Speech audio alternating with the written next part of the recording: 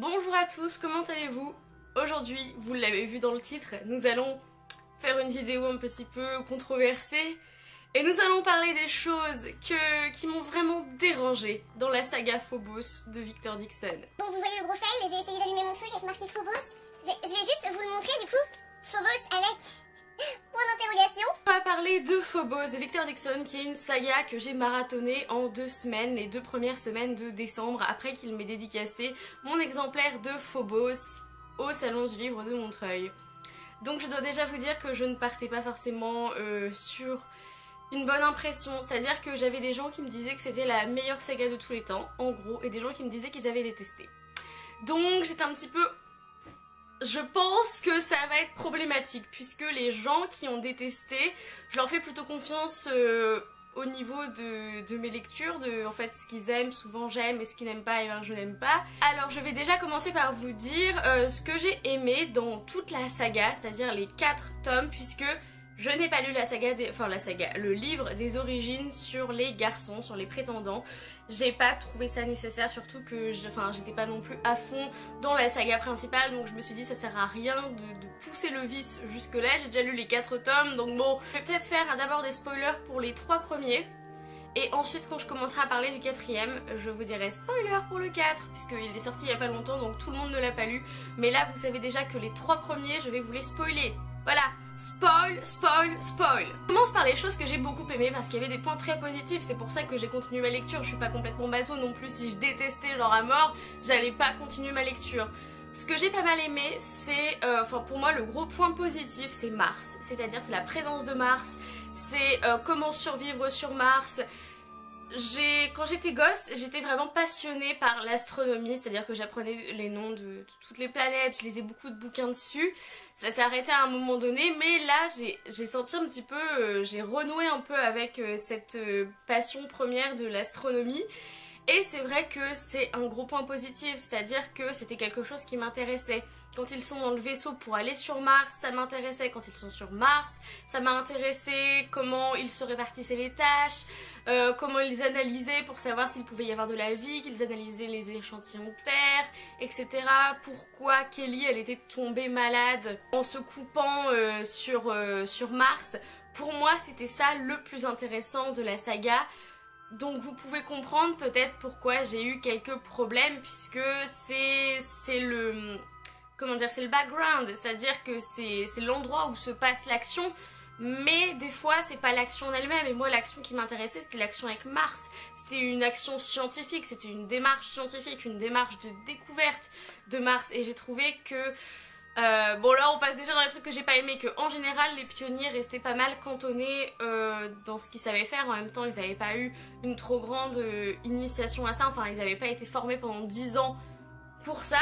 Mais c'est vrai que de base c'était ça qui m'intéressait le plus. Je vais parler un petit peu des personnages que j'ai pas mal aimés. J'ai aimé surtout 2 couples qui sont Kelly et Kenji, que j'ai vraiment pas mal aimé. Kelly un petit peu la brute de décoffrage canadienne, et Kenji qui est un garçon assez sensible et craintif, et je pense que les deux se balancent et se contrebalancent bien. Et j'ai beaucoup aimé aussi le couple Sam Safia, c'est-à-dire Samson dont on découvre l'homosexualité, et Safia qui le sait depuis le début puisqu'ils se sont communiqués, et qui malgré tout a voulu l'épouser et a trouvé en lui un véritable ami et quelqu'un avec qui partager beaucoup de choses et avoir une superbe complicité.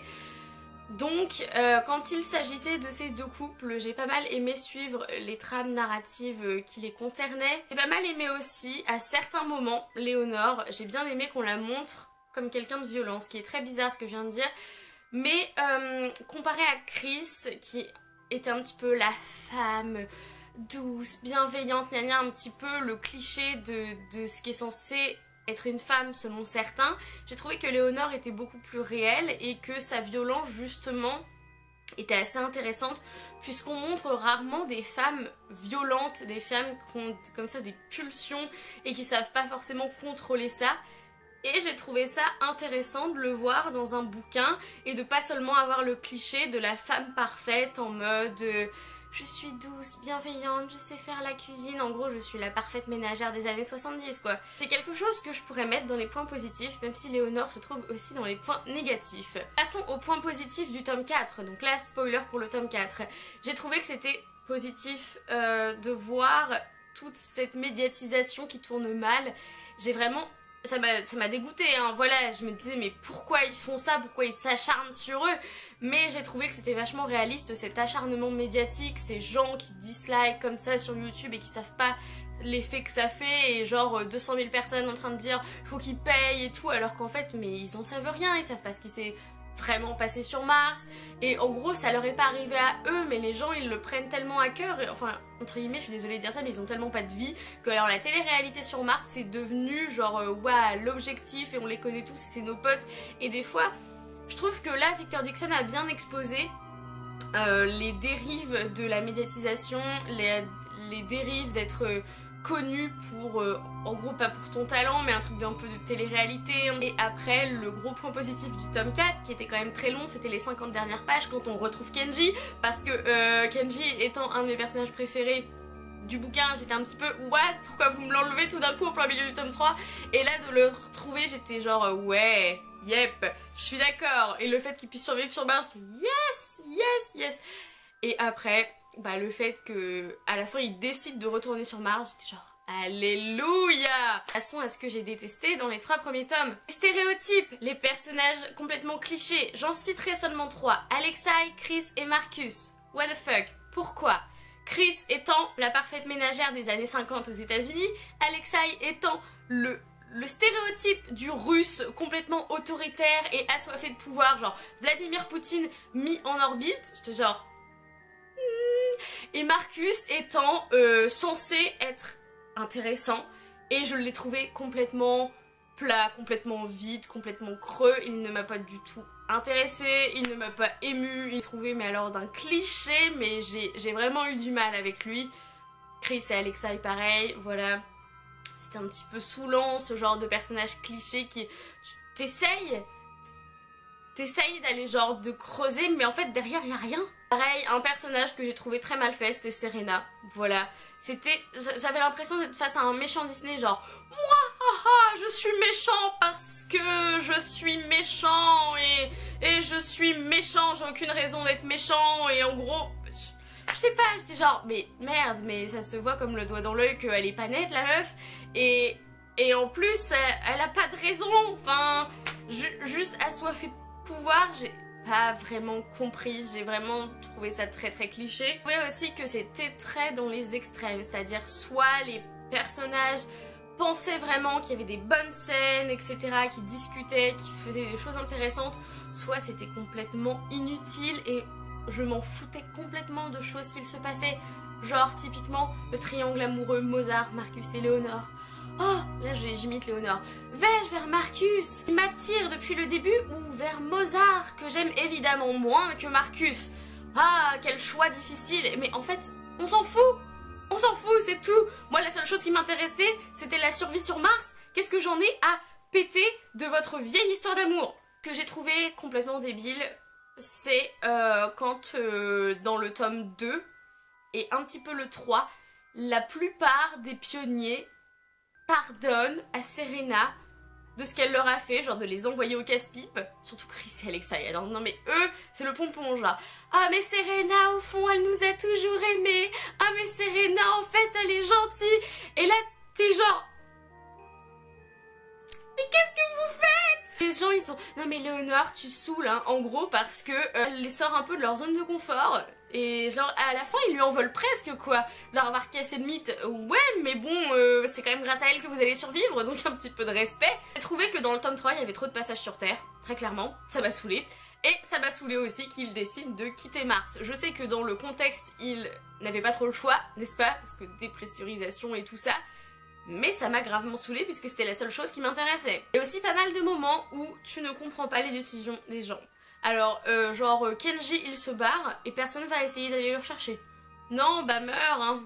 Au revoir, ravi de t'avoir connu. T'as envie de dire, mais bougez-vous, le derche, allez le chercher, faites quelque chose. Des fois, leurs réactions sont complètement stupides. Mais vraiment, les personnages en eux-mêmes ne sont pas forcément stupides, mais ils ont des réactions stupides. Des fois, Léonore fait des choses, tu te dis, c'est pas du tout cohérent avec ton personnage, meuf. T'es beaucoup plus intelligente que ça.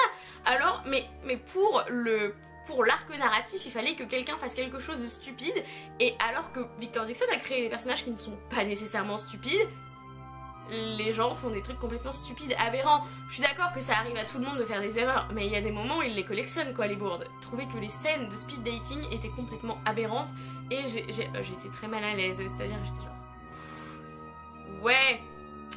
Non, je ne pouvais pas adhérer, la plupart. Je monte, je le vois 3 secondes, t'as de beaux cheveux, tu sais, on ferait de beaux bébés ensemble, et toi t'es... Oh my god, vous avez quand même 5 mois je crois pour vous apprendre à vous connaître, t'es pas obligé de lui balancer ça dès que t'arrives, que ce soit d'un côté ou de l'autre, hein. J'étais genre... C'est malaisant, c'est très malaisant. Dernier petit spoiler pour le tome 4, si vous n'avez pas lu le tome 4, je vais vous dire ce qui ne m'a pas plu dans le tome 4. Déjà le tome 4 était très long et j'ai trouvé qu'il y avait des arcs narratifs dont on se foutait complètement. Genre la recherche de Léonore, de ses parents, de ce qui arrivait à ses parents. Je sais que c'est intéressant pour son personnage et ça lui apporte quelque chose à elle. Mais clairement, je m'en fous. Je m'en fous complètement. Ça m'a intéressé le procès, mais même dans le procès, Léonore fait genre je me déconnecte, je ne supporte pas ce qui se passe. Et du coup le procès, il se passe rien. Et toi t'es... Mais pourquoi on sait pas ce qu'il se dit? C'était très chiant. Et en gros, pour moi, Phobos 4 est sauvé par les 50 dernières pages. Quand Kenji revient pour se dire ouais, on peut vivre sur Mars et qu'il se casse sur Mars. Mais sinon, on se fout complètement. Enfin, moi, désolé, non, c'est pas je me foutais complètement des 3/4 du bouquin. Se passe des trucs, j'étais genre, mais je m'en fous! Je m'en fous! Pourquoi on tourne autour du pot comme ça? Je ne comprends pas! Et genre la fin, elle a été pliée en moins de 2, genre 3 secondes plus tard, on a décidé et hop, on est déjà là-haut. Et toi t'es... y a pas un truc qui se passe, genre qu'ils envoient des bombes, je sais pas quoi. Vous avez réussi à les éviter. Ok, bah très bien. Et Victor Dixon, t'étais un petit peu limité, tu devais faire que 675 pages ou 654 ou un truc comme ça. Tu pouvais pas rajouter 10 pages pour expliquer correctement ta fin. Je sais pas. Je sais pas, je vous ai dit que j'aimais bien les fins ouvertes, genre là ils disent on va vers Mars, mais est-ce qu'ils y vont vraiment? Sauf que bon, là, pour moi c'était limite. La prochaine vidéo que vous verrez, c'était mes pires déceptions et mes meilleures lectures de 2017. Je dois vous avouer, petit spoiler, que Phobos fait quand même fait quand même une petite déception de 2017 parce qu'on me disait tellement de bien de la saga que je m'attendais à l'aimer beaucoup plus. Parce que là, je la déteste pas, je la trouve juste extrêmement problématique et je trouve qu'il y a plus d'aspects négatifs pour moi que d'aspects positifs. Peut-être que des choses que j'ai mis dans mes points négatifs sont des points positifs pour vous et tant mieux que beaucoup de personnes aiment cette saga. J'avais juste envie de râler en fait. Voilà, c'est tout pour cette vidéo, j'espère qu'elle vous aura plu, même si je pense qu'une partie des gens vont être d'accord et une partie vont être pas d'accord du tout. On verra bien dans les commentaires, dites-moi quand même ce que vous en avez pensé de cette saga Phobos, j'ai hâte de savoir. En attendant une prochaine vidéo, lisez bien, amusez-vous avec vos lectures et bisous!